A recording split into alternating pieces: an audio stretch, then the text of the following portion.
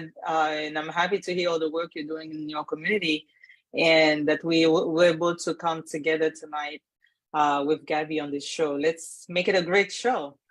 Yes, yes. We're gonna make it an awesome show because who matters, right? We're different. It's gonna be a great show because we wanted to share a topic that I feel like it's very relevant for you and for me. So the topic of tonight's show is who matters. Who matters, because I know matters, but who matters even more. So we do have Antonio. Is it Antonio who's trying to get on? Antonio, you are off camera, but we're gonna try to see how we can get you on camera. But ladies, the idea of who matters. And I've heard it said, and I'm sure you've heard it too, that it says that your average income is the average income of your 5 closest friends. So do you believe that a true statement? And how do you feel about it? Give me your thoughts, Nicole. Yeah, no, definitely. It's something that I've noticed throughout my time. You hear the old adage, be watchful of who you hang out with. But even in Islam, we have this, that you choose your friends wisely. It's part of our faith and part of our teachings. And the reason for that is we want strong characteristics and strong morals and strong work ethic. So when you're with a group of people who have a certain, professionalism, certain values, then you reinforce each other, because you always face these societal pressures. And so to be able to reinforce each other and help each other in times of adversity, that's why we have that. Yeah, that's true. And I like the idea of, like, you want people around you who have strong characters. Now, Katya, when you were growing up, I know when I was growing up, I remember my parents saying, be careful who your friends are, the company you're keeping. Like be very careful on how you choosing your friends, because of the fact that, usually those friends ended up being lifetime friendships, right? And, they can make or break you. Now, the funny thing is, as a youngster, you're like, why are my parents talking about my friends, right? Especially if you really like that person. How did you feel about it when your parents or anybody who raised you said, be careful about this particular person? Well, I'm sure we had almost the same upbringing. For me, you try to not listen. We usually don't listen until something happens, but at the end, the result is always, we find out really it's very important to listen to, because they've lived before us, and they've come a long way, and they've had experiences. And also the adage of same birds of the same feathers flock together. And they want you to understand that this is the kind of bird that we're raising here. And we're raising, let's say we're raising an eagle, right? And you can't be flocking with any birds out there. You have to, the person has to be on your same level, on your level, so that they don't try to drag you down, because an eagle always fly the highest. So you can't, and with experience, throughout lives, I really understand, and it had come countless times where the relationship that I've chosen, really, if they're not on this level that I was raised on, or I'm trying to go to, then they will tend to bring you down. Yeah, unfortunately that's the truth, because at the end of the day, parents, you're saying, like, they're more familiar because they're older, they've been there. And I know for me, I remember the first time my mother, she wasn't trying to judge. It was like, be careful, because this particular person is not going where you want to go. They're not interested in the same thing, especially if you're a person of faith like you, Nicole. I grew up in a Christian home.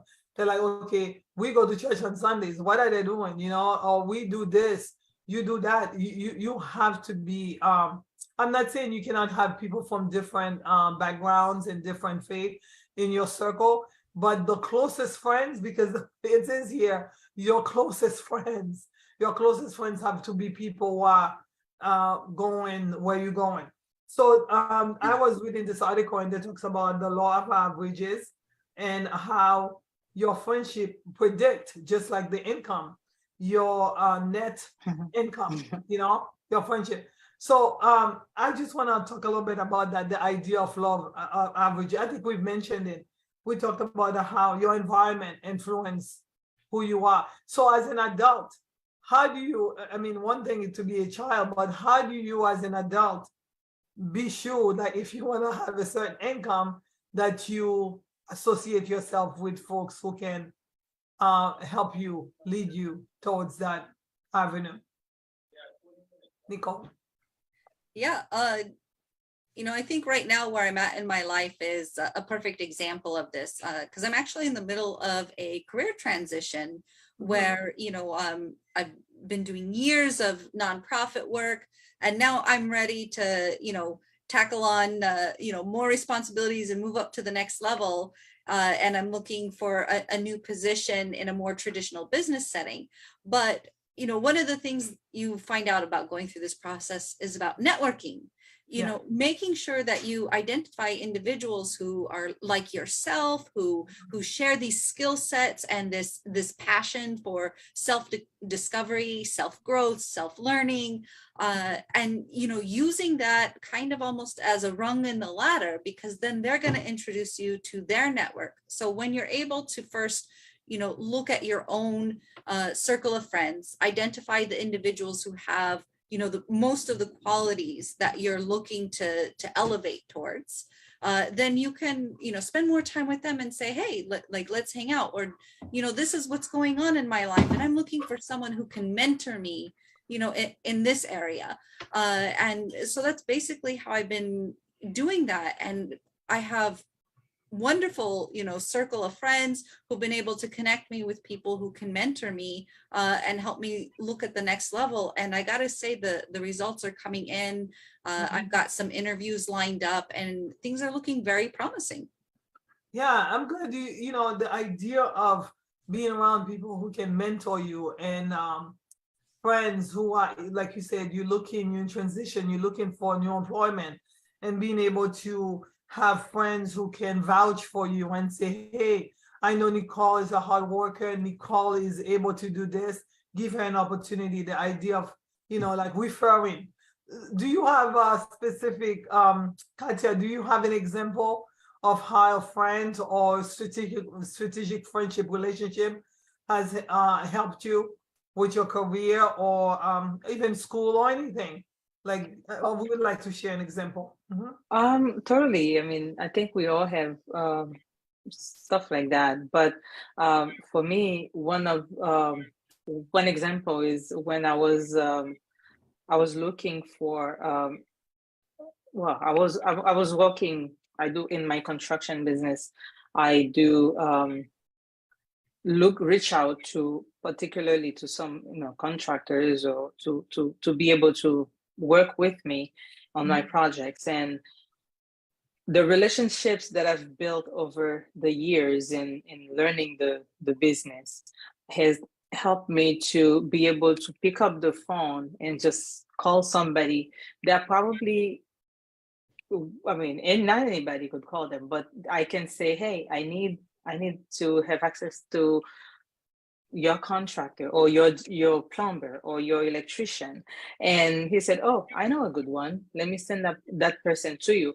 And I trust and I believe that the person will call me within the hour, and the person is the right person to carry out the project, because that relationship that person has established, it's very costly, because you have to go through a lot of these individuals before you can find the cream of the crops. And that person is trusting me with that asset of his, because if things go wrong, he doesn't expect for things to go wrong first and foremost. And if things go wrong, he trusts that I'll make the right judgment, and also I would not blame him. And I'm doing my best to make sure that we don't even go that route. So relationship it's a great asset that we build over time, that we can just pull out. We pull this out when we're putting in as well, because we have to make sure that we are available to people in order for people to be available to us. Yeah, I love the idea of relationship because I know had I remember to call you Yeah.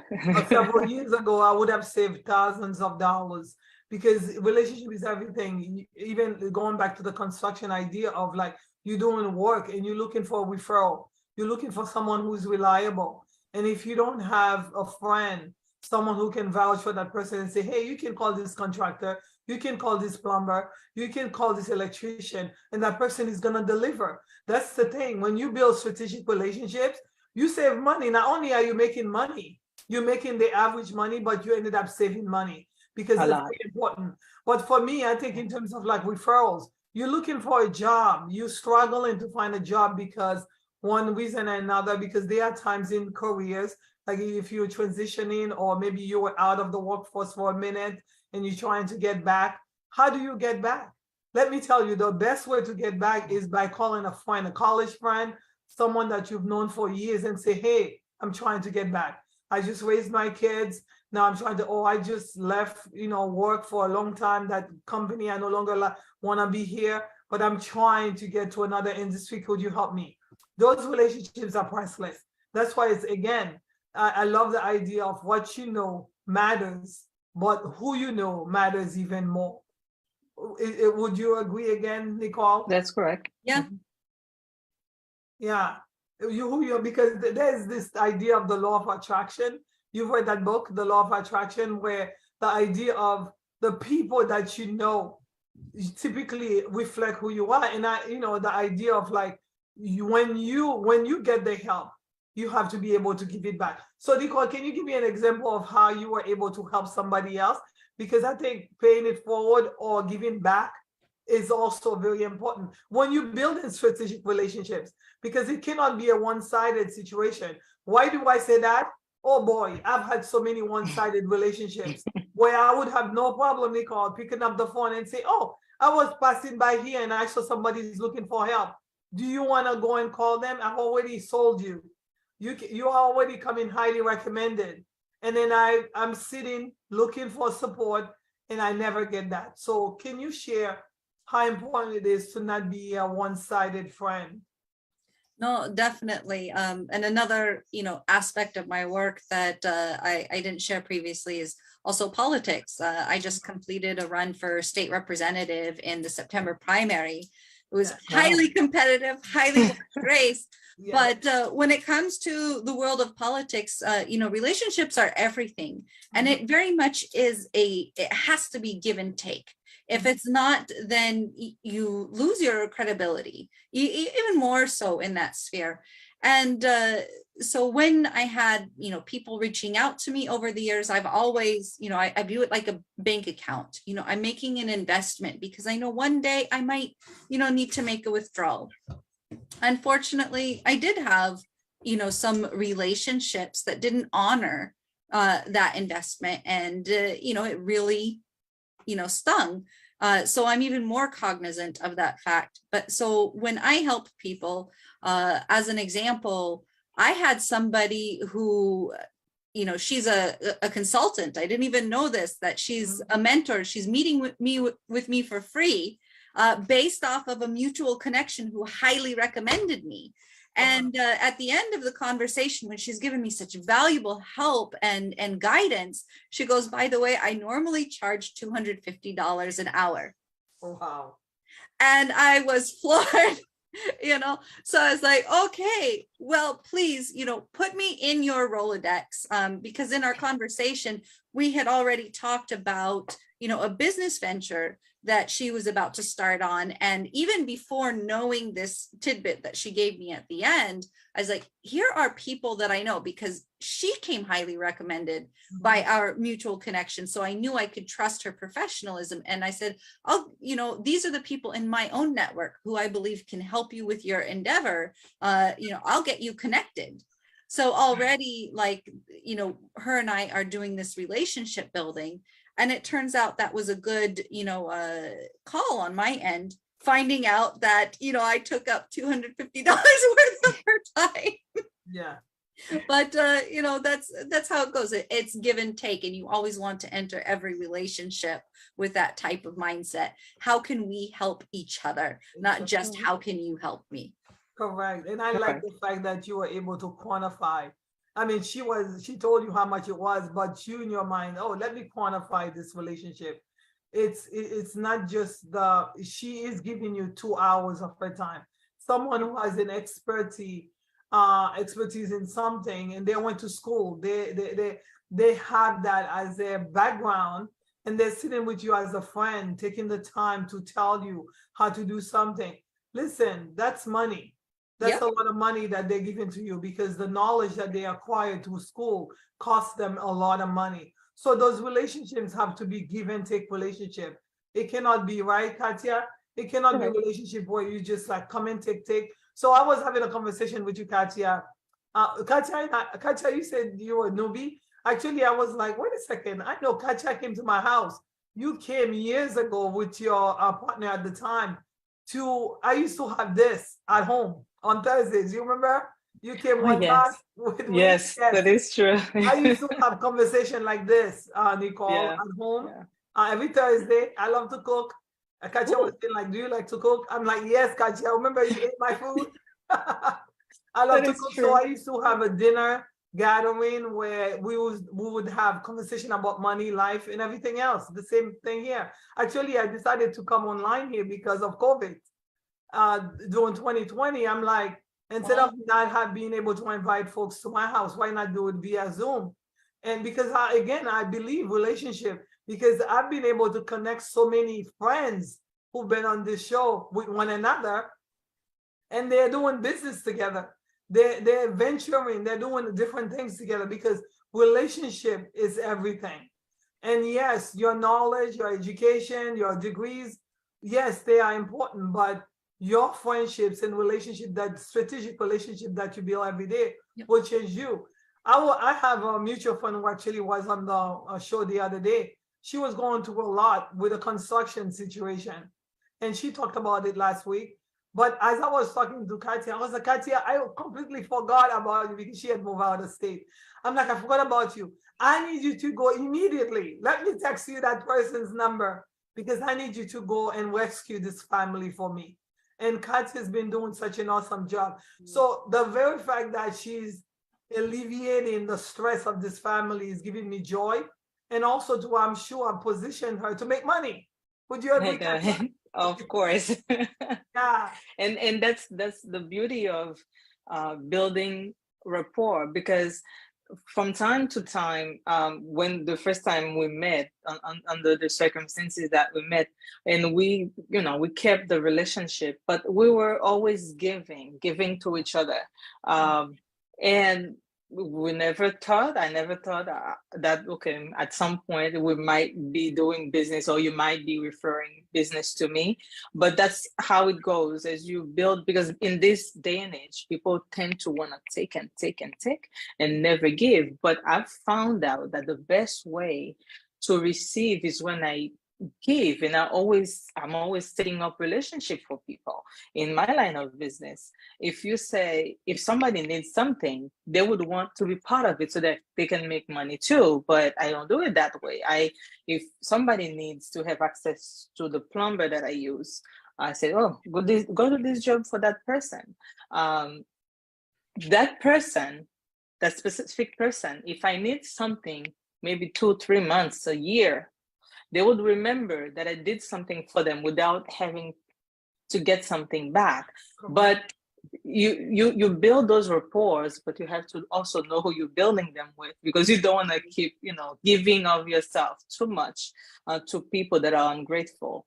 That's when you start, you get tired, you get angry, but it doesn't have to be that way. Yeah, for the frustration, right, Nicole? Exactly. So go on. Right. I like the segue, because I was saying, should every relationship be strategic? Or can you make some friends where you just like killing times with them? Those like, I mean, like, we have 24 hours, right, Nicole? I know Yeah. you have a family, you have children, and you have a career to manage, you have politics, you have all that stuff. Do you have time to just chill with people who are not bringing anything to you? and vice versa? Not really, no. I sad to say, this is an area that during this career transition I'm working on, in that I have almost no social life at the moment. Yeah. But so it does, like it. Yes, that there are some friends that are still in my social circle all the way back from high school, and our trajectories are very different. But we still fulfill each other in a certain way, and I wish I had more time. But you're correct. When you have a busy schedule, and you, like, every minute has to count, and so I do prefer to hang out with individuals who are as motivated as myself, who have the same values as myself, because I find that when I don't, the interaction isn't as fulfilling, the conversation isn't as rich. So that is a very key point. Yeah, some people like to take up your time. They take up a lot of your time. And again, going back to the selfish nature, they're taking up. I remember once upon a time, my cell phone used to be on constant ring, ringing, and I'm like, okay, what's the conversation? What is it bringing me? This conversation wasn't bringing me anything. And at the end of the day, when I had something of value that I wanted these particular people to help me with, they were nowhere to be found. So I decided that strategically, those relationships are useless to me in some ways. So therefore, I had to move away from that.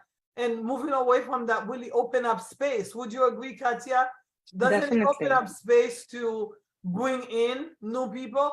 Well, correct. Katia publicly, I obviously my voice is not doing so well. And yesterday, because we're doing a business transaction, I'm talking to Katia and I'm like, yeah, I don't know, I caught something maybe on Sunday when I was screaming so much at the concert with Kirk Franklin and the Maverick City music. And she's like, oh, it's late now, but tomorrow morning I'll bring you something. And then the first person who was ringing my bell this morning was Katia with a bottle of concoction. So far, so good. But the thing is that this is someone that I met, and I met her very briefly, and then we didn't see each other for a long time. But because since she came back a couple months ago, we've been building up our relationship. I called my mom and I said, guess what? My friend Katia, she just bought me this. And my mom's like, oh wow, that's a nice one. I'm like, yeah, I just met her not too long ago. But for her to think about me like that, I was like, okay, how can I help her? Because that's how we were raised, my family. You give to us, we want to give back to you because we want you to understand that we appreciate it. So yeah, what do you do in relationships, Katia, where these people are not really giving you anything? I mean, like, do you stick around and say, I just want to be friends with you? Or do you make room, create space for better friendships? Well, great question, by the way. In what I do, I kind of do things a little bit differently because with experience, I'm not going to say age, with experience and being in business, I understand how about relationships and also build them over time and kind of weigh them out and see which ones to keep around or which one to let go at a specific period of time. But I have a friend that told me one time, he said, Katia, every person, I'm not going to say the word he used, but he said, every person knows a winner. And I hold dearly that thought because it so happened that one time I was somewhere and I was looking for some information, and the person that I got that gave me that information, I would never think had that information. And I've had other people that referred me on the street that referred me to a particular property, and those people, they're begging for money, but they'll refer me to a particular person that needed help with a property or that was selling a property. So those are not really relationships. per se. However, that moment that you spend, that span of moment that you spend with that person, you kind of created a relationship. Even the person asking you for money, the way you interact with the person, he would not go on and telling me, we wouldn't have the conversation about what I do for him to even refer me to that property that would make me thousands of dollars. So I tend to weigh them out and see which one, what level do I keep that. And those are the ones that just come in and you see quickly that that's going to waste of your time, period. And you have to let them go. Yeah, I'm glad, I'm a people person. So, I was at an event several years ago and I'm sitting next to Nicole. I'm like, hi, Nicole, how are you? I'm Gabrielle. And then we exchanged numbers and contact information. That's how we've stayed in contact. When she was running, she sent me information and I was like back and forth, like every once in a while I'm emailing her how things going. So being able to build relationships everywhere you go is so important, especially if you're trying to build something in life. So yeah, your knowledge important, it matters. What you know matters, but who you know matters even more. It's right. You don't know who you're gonna meet. But when you've build relationships, long-term relationships with folks that, over and over time, they've shown you that, listen, I'm not interested in being part of your winning team. I'm not interested in supporting you. I'm not interested in vouching for you because I don't trust you enough to do that for you. And you see yourself spending a lot of time with those same groups of people, you need to think about it, because at the end of the day, we all have limited time and limited resources, and you don't want to be wasting time. Time is a huge resource that you can never get back once you've lost. That's why I think going back again with parents saying, be strategic, because when you are young, you think you can waste all the time. But when you're older, that's a different thing. I know I want to respect your time, Nicole, because I know you have the kids tonight. Is there one last word? Actually, the last question, and I have my other guest who's trying to get on. So maybe Okay. I can be on for a couple more minutes after that. But, in terms of like, if you find yourself in a stagnant relationship and you like to improve your circle of friendship, I think you mentioned it quickly. Can you say one thing before you hang up? Like, how can somebody improve their circle of friendship if they find themselves in those type of relationship we just mentioned? Yeah, it's it's the same thing with many different concepts in life across the board. You give resources to things that will be fruitful in your life. So for me, faith is important. So I know I'm going to carve out some time to, as a Muslim, we pray 5 times a day. I'm going to make sure that I go and I meet my sisters at the mosque, and so we're cultivating those types of relationships, and we want to be mindful too of each relationship serves a purpose. So sometimes I have people who, I'm friends with them because they help me be a better Muslim, to have better faith. I have friends who, help me be more professional and offer me career guidance, and it's okay to go and hang out with them every once in a while. But I think it's being able, as Katia said, to sift through that sea, identify the individuals who embody what you're looking for and who you want to be, and investing in those, giving those the resources. And when you do find ones that aren't going to take you where you are, don't make that investment. It's like it's a plant. If you don't water it, eventually it's gonna shrivel up and go away. You don't have to really do anything more drastic than that. It's a natural flow. So I guess parting advice would be for people, be open to every opportunity. Always give a person a fair shake, and they might have a golden gem somewhere that you don't know you're missing. But and then take it from there, put them in your 2 groups. Am I going to water this relationship and help it grow? Or am I just, going to let it drift away? Yeah. You have to do that. Awesome. Thank you so much, Nicole. That was awesome. Please do come back again. You, Katia. I'll talk to you later. Thank you, Nicole. But don't hang up, Katia. I think Antonio is trying to come on right now. We can give him a few Sorry, minutes. I'm sorry. I've been trying to get on. I went to the store, and yes, I'm a man of integrity. I give you my Yes, word. I will do my yes, best. I'll go yes, above and beyond to make sure that I show up. Even though You I did. cannot, yes, even though I can't be seen, I can be heard. And so yeah. far, I know I've heard so much enriched motivational words and encouragement from the sisters on the call. And I just appreciate that really, really, really. Um, I don't know if Yeah, that. I wanted to say again, thank you, because I know you've been calling me all day today saying like we are really want to help you out today, but you had a busy day. I know you're a teacher and you do such a great job. And I met Antonio. You can let people know to Love Life Now Foundation. And we were talking about, how important it is to help children to understand how important it is to build great long-term strategic relationships. So can you tell us a little bit about how you've helped your students to think Well, about friendship and relationships strategically? well, one thing, I work with high school students, and most of my students, they all come from various backgrounds, various districts all over Massachusetts. So, which means they're coming from Lawrence, they're coming from Lynn, they're coming from Boston, they're coming from as far as close to the borders of Providence to New Hampshire. So they come to our school because their school does not provide them with the social emotional skills that they need.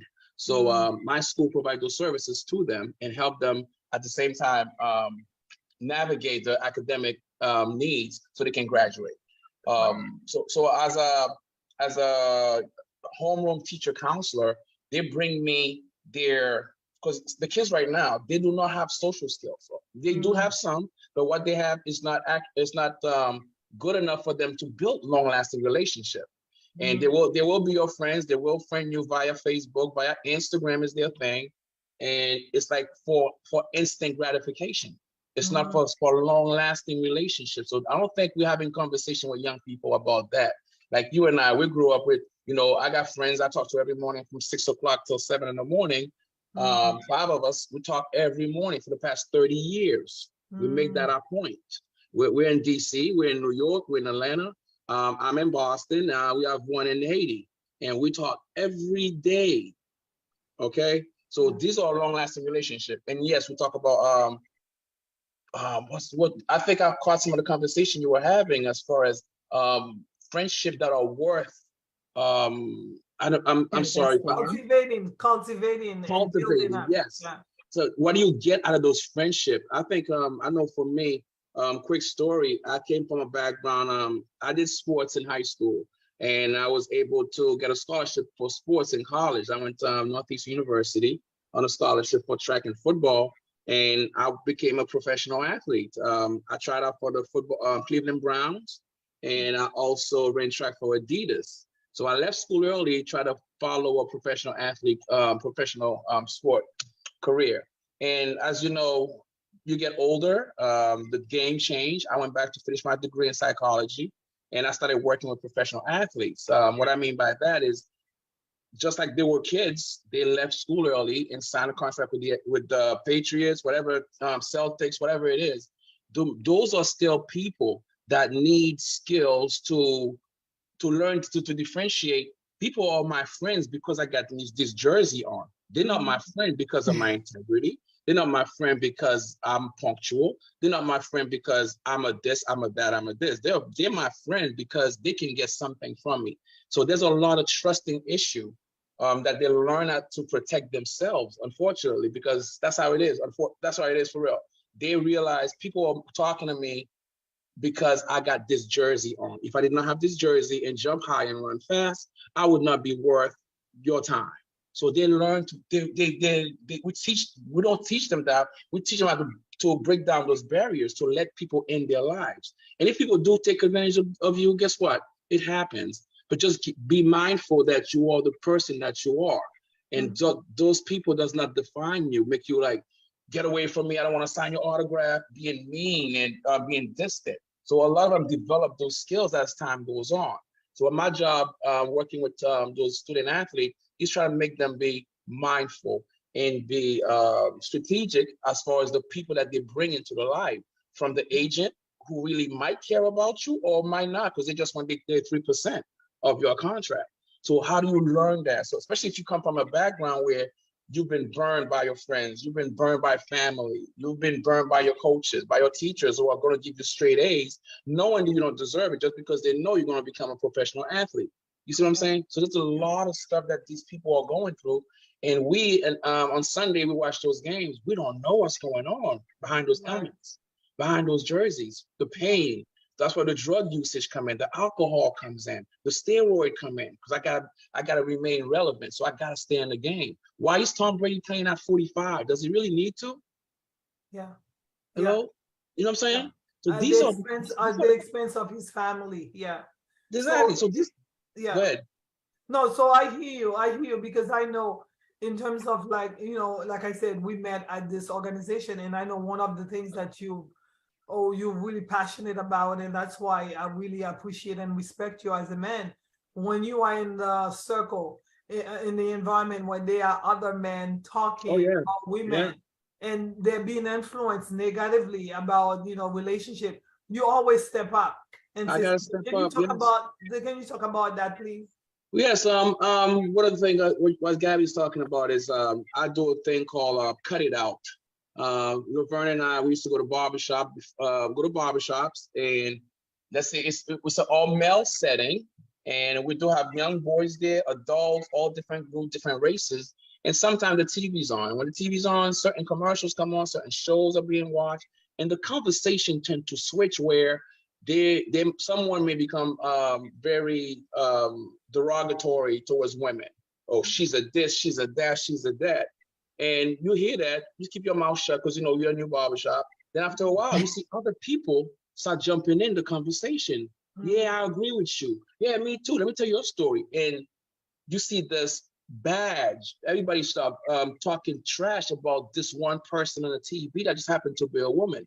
And this is where I stand up. And I'm like, wait a minute. How many of us have a woman in our lives that we care and love? Raise your hand, anybody. And they're like, yo, who's this dude?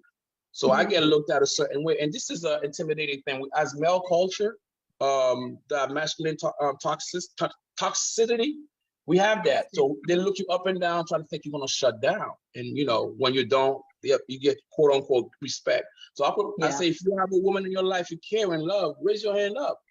And everybody does. And I said, you know what, this woman that you're talking about right now, I bet you, if I ask her brother or a father or an uncle, or whatever, they're gonna say they care about her too. And that's somebody's sister, that's somebody's daughter, that's somebody's mother. And for them to put that together, to see the wheels turning in their head, some of them get mad because, why did you make me think that way, sir? They don't know me. Why did you make me think that? Now I can't get that out of my head, man. That's what it is. It just gives you an opportunity to do. We talk about empathy a lot. How do we put ourselves in somebody else's shoe? And that's why I give men permission to do that. It's dark early at 6 o'clock. It's dark early. The train station's outside my house. The way women used to walk down the dark alley. Think about you as a man now. What you have to do when it gets dark. Do you have to put your key a certain way? Do you have to park your car under the light? Do you think about that? Do you think about when the construction site the houses are being built at the construction site, because when you walk by, your sister, your mother's getting catcalled. And if you don't answer, they call her a B word. Okay? So how do you know this is what your sister and your mother or your daughter go through on a regular basis? Try to protect herself from us as we behave. And when you talk about stuff like that, they'll look at you like, yo, who are you? Why are you doing this? And one thing they try to do is say, are you gay? That's the only thing they have. You must be gay. Like, okay, I am gay because I care about the safety of my mother, my sister, your sister.